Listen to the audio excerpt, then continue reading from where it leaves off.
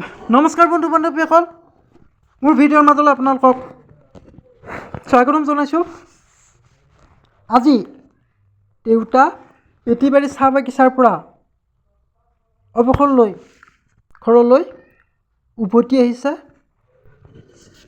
অলপ সময়ৰ আগতে দেউতাক পদূলিৰ মুখত আমি সকলোৱে আদৰণি জনাইছোঁ।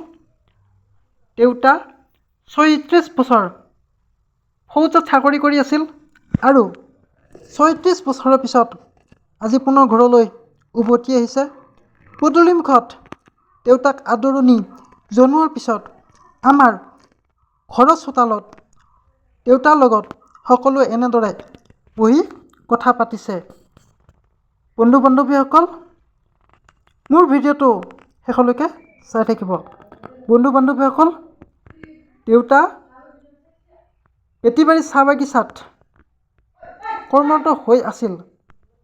চাকৰি শেষ মুহূৰ্তত দেউতা আজি ৰাতিপুৱা মাজবাটৰ পৰা ৰেলেৰে টংলাৰ ষ্টেচনলৈ আহে আৰু টংলা ৰেল ষ্টেচনৰ পৰা দেউতাক ঘৰৰ কেইজনমান সদস্যই দেউতাক ঘৰলৈ আনে।